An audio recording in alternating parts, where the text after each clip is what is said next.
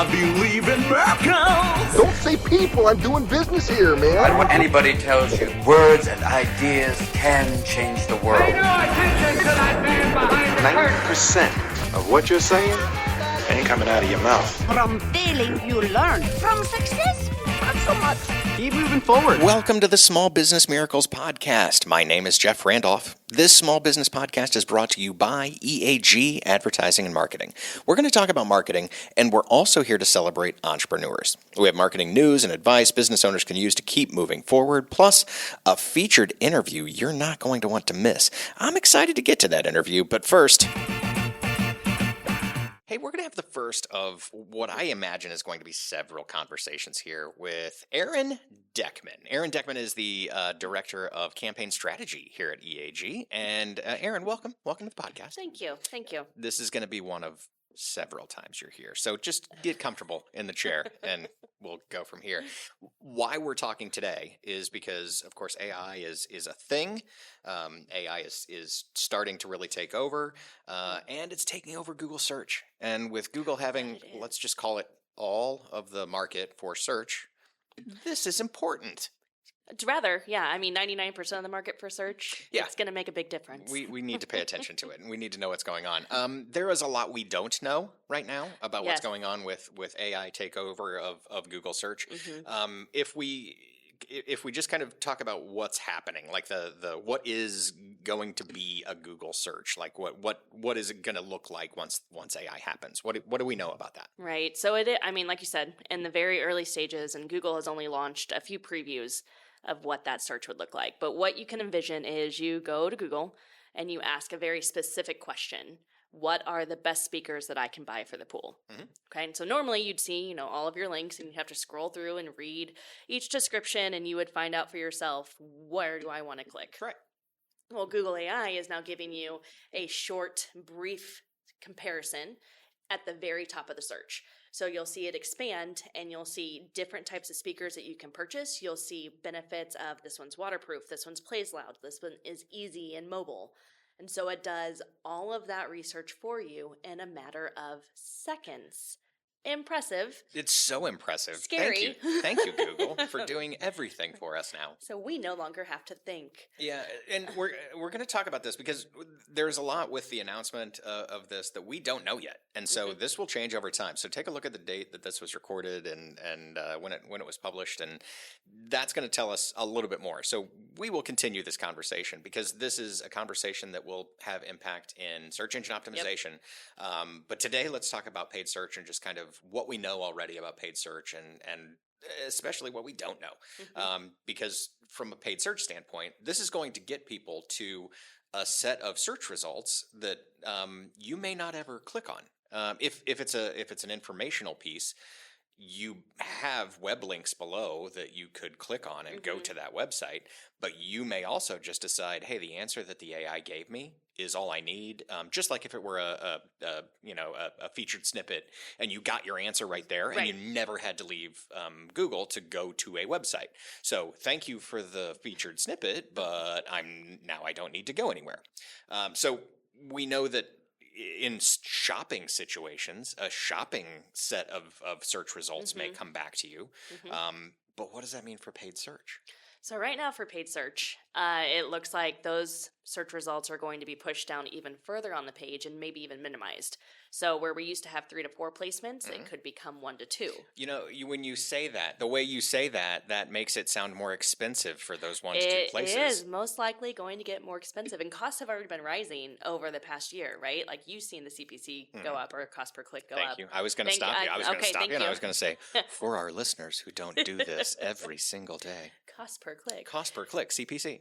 We have seen that increasing just over the past year. And so imagine losing 2 placements and you still have the same amount of competitors. That cost is just going to go up even more, especially for highly needed service-based businesses that are costing around $60 to $100 per click. I mean, it could be even twice as more much. Than that. Yeah, yeah. And again, let's put an asterisk on it and say we don't know yet. Yes, we don't know what their plans are. We don't know how the paid search side will integrate with AI. But what we do know is that Google wants to make it, like ultimately, they want to make everything better for the user, right? So that the user is definitely having a better experience. They get their answer faster. They get to the result faster. Right. That's their whole game. That is their main goal. But they also tend to make money real well. So we know there's going to be some kind of integration there. We just don't know what that is yet. Right. So this will evolve over time. But you know, if we're looking at it right now, there's a lot that we're not sure about what is going to happen. The world of unknown until robots take over. This is hey, if we're talking AI, are we obligated to just say, well, obviously this is what we know now until the robots take over? This is real close. Definitely more to come here. We're going to continue these conversations. This is just kind of setting up the issue at this point, and we're going to stay on top of it so that whether we're talking about it from SEO or whether we're talking about it from paid search, we're going to be where we need to be for all of the clients, and then all of the people who we're giving some information to. So, any other thoughts on AI, like where that what you noticed right away on any of those searches? If there's a something that makes you go, ooh, I'm going to keep an eye on it. I'm gonna make sure I Pay attention. follow this one very closely. I would say that it's showing up more for question-based searches, like how do I, how can I, what can I. We don't know what that's going to do for single word searches or even business to business type searches if AI is going to be able to deliver those results. But I would say like if you don't have SEO in place, like now would be the time. Because if you don't do it now, right, then you're just going to set yourself back even further. But if you start building that foundation, you'll have a little bit more. Right, and we know from other Google products, with the interplay between SEO and paid search, that the better a job you do at the SEO piece on either a product or a web page or whatever it is we're trying to be found for, the better job we do for SEO, the higher we'll perform in the algorithm, even if that algorithm is a paid search. Right. So we great advice. That is exactly what people should do. Is let's get, in fact, very specific. I think on SEO, so that because now if your search is, I want an e-bike that will go up a hill of whatever size at whatever speed, and it needs to be read, and it's an iterative search where you're continuing to ask the AI questions to filter your results down. Yeah, that's going to become a very specific search. So the more your products, the more your pages do a good job of getting specific, I think that may be the advice we can give like today. Yeah, right now. Yeah. Erin Dechman, Director of Campaign Strategy at EAG. Thanks for being here. Thank you. All right, we've got our next guest here. We're happy to have with us Sam Kulikov. Sam, tell us a little bit about what you've got going on. Tell us about you. Yeah, absolutely. So I am a graduate of Block School at UMKC with an entrepreneurial degree. So kind of starting out of college, got together with a group of friends and started a marketing agency in Social Apex, and was really passionate about creating content, connecting to the modern consumer through brand and new media, right? So we do a lot of work with a lot of different brands here in Kansas City. Some notable ones are Charlie Hustle, American Jazz Museum, Sporting Kansas City, and many others that are doing great work here in the city. And we do have a nice focus on philanthropy as well and social activism. It's something that was really important to us as a diverse team. We want to represent the community in which we serve and do really great work. And, over the years, we started to venture into new mediums and recognizing some of the new industries. And after a couple of years, we had an idea to create our own brand and organization inside of esports and gaming. So we started the Pioneers, the Kansas City Pioneers. We like to say that we are Kansas City founded but globally driven. So when we kind of kicked off, we wanted to focus on how do we leverage our marketing capacity and the ecosystem we built at Social Apex to invigorate this brand in this new space, right? So when we started Pioneers, it was very modest beginnings, just kind of scrapping, finding our way. There was not really any esports really in the Kansas City area. There were some different communities, different amateur events, some different brands that are some great people, but we noticed that there was no real professional organization. So we recognized that esports in the Midwest was an underserved market. And so, but we knew there was plenty of gamers here, right? Plenty. So we were like, how do we represent them? How do we get out there How do we do it in a real way? How do we not just try and emulate the people already in the space, but how do we come in and do something fresh? How do we come in with a unique business mentality? How do we come in and drive real revenues? And then how do we take Kansas City with us, right? Because if we're going to build something that's going to change the world, we want to take our home with us to the forefront. Okay. Yeah, and if we back up just for a second, and for the people who may not understand that esports is a thing, how do you define esports for somebody? Yeah, it's you know, a lot of folks look at gaming and they see 9-10 hours a day is a waste, but then when you tell them that there's kids out there and young adults making upwards of $10, $12, $15,000 a year on salary, getting their space paid for, coaching staff, mental health coaching, you know, it's a legitimate career path, and we're just seeing the beginnings of it. So the way that I like to explain it is, you know, we see traditional sports and we recognize that, where, you know, if your kid's out on the basketball court shooting for 4 hours, you're like, oh yeah, that's totally fine. But when you see your kid playing for video games for 4 hours, you're like, what is that? Well, we want to show folks that there's a legitimate path to careers, not only as a pro player, but as designers, creatives, you know, coding, technology, STEAM. I mean, the potential inside of gaming and esports is so immense. And that's why we want to bring more of it in the educational side to Kansas City, because I mean, we're talking in 10 years, we're talking multi-billion-dollar marketplace, and it's an opportunity for Kansas City to get ahead of some of the other metros. It is huge, and you don't really realize how big it is until you start to dive into it just a little bit. We were talking before we hit the record button about somebody we both know at Mizzou, Crims, who is playing Rocket League on scholarship. And I don't know that everybody kind of gets it that, you're a college athlete.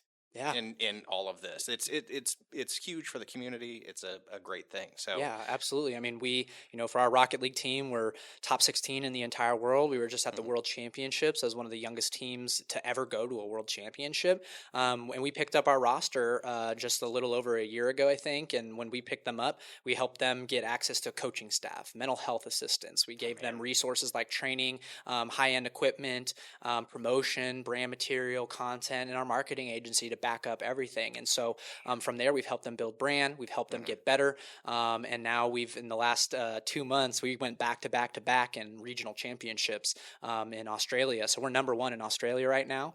And as we continue to win, we're going to lock ourselves in for the World Championship again. But, you know, for kind of context, the World Championship was held at Dickies Arena in Fort Worth. There was over 10,000 people in the arena, and then there was like 350,000 people watching worldwide. Right? I mean, we're talking immense viewership. And then one of our newer games that we entered into, Apex Legends, is a first-person shooter that's starting to grow. We picked up the number 1 team in Europe. They're 5th in the world, and their World Championship, which was in North Carolina, Raleigh, in July, rendered out 700,000 concurrent views at the same time. And we're not talking about total viewership. We're talking about concurrent. I mean, we're talking like 10 Kaufmans, right? And so the potential is so huge because we know that it just started. Like it just came to North America really in the last decade. And so we're seeing that as Kansas Cityans, we have a unique opportunity here to take advantage and to get ahead. What is the path to that? How do you get ahead? How will you know that you've made it? Well, I think, you know, for us, to some extent, I think we already have, but we have a lot more to do, right? So in the last 3 years, we've won multiple world championships and multiple titles. We're seeing, you know, 500 to 600% year over year revenue growth. We're seeing sponsorship kind of just continue to explode with some of our sponsors like Price Chopper, Guys Snacks, Logitech, previously with DoorDash as well. We're seeing brands that are endemic and then non-endemic to gaming coming in and trying to find a way to get activated. And so with our experience in marketing, we're able to take these brands, work with the pioneers, and create authentic content, connect them to a community, and help them drive real results. And so I think to get ahead, what we need to help people realize is that gaming isn't just this siloed, you know, gamer in the room drinking Mountain Dew, eating Cheetos. Like that's not what we're talking about anymore. We're talking about the new frontier of entertainment and media, and that is gaming, because no other medium of entertainment has this intersectionality of pop culture where you have music, just movies, TV shows, like, you know, all these things combine themselves inside the gaming atmosphere. So we're going to continue to see that continue to advance, right? And I mean, even with like traditional athletes, for example, we have three Chiefs players now, that are on staff with us: Nicole Hardman, Trey Smith, Andrew Wiley, and Armani Watts actually moved to the Colts, but he's also a pioneer as well. And so this is an opportunity for traditional athletes to work outside of their, skill set on the field, to connect to consumers, to build brand, to get advertising contracts. You know what I mean? Like, there's just, the potential is so wide. Oh, huge. Is there a marketing or business issue that keeps you up at night?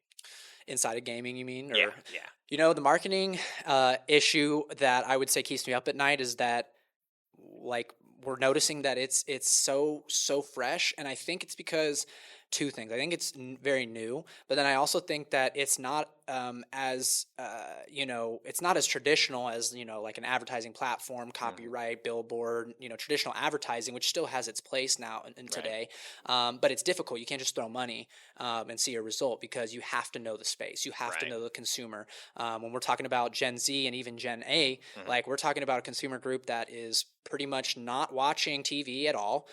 They don't really watch any traditional sports. I mean, we're seeing that people under 18 are watching more esports than all traditional sports combined across the board. And we're going to see that continue to grow. That's a huge shift. And that has massive impact, like, across the board in every advertising media. That 100%. is huge. Let me do this. Let's switch over and hit the lightning round. Okay. And lightning round. Here are the rules for the lightning round. Shorter answers, soundbite type answers, Perfect. 1 word, 3 words, a sentence, whatever you got going on. There's no wrong answer. So, whatever you say is okay, as long as you can support it. Now, we will dive in and ask more questions if we need MLA to. citations. That's right. Have a citation, AP style. Okay. Let's see. All right. So, what is your favorite social media platform? So favorite social media platform is definitely Twitter. Twitter. It's tough to be noticed and seen there. You very active, like, all the time? Yeah, it's tough to be noticed and active on there, but for gaming, that's where it lives and breathes. Gaming and esports is inside. I mean, that Twitter is the medium. Right. Any shift in that in the future with new ownership at Twitter?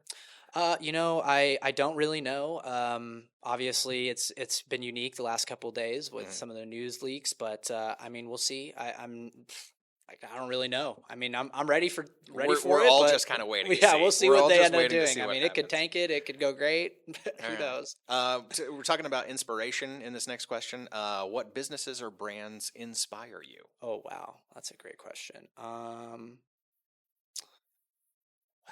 Okay. I'll say, when I started my agency with our team back 5 years ago, one of the brands that really, really inspired me was Signal Theory. Back then it was Sullivan, Higman, and Sync. Yeah.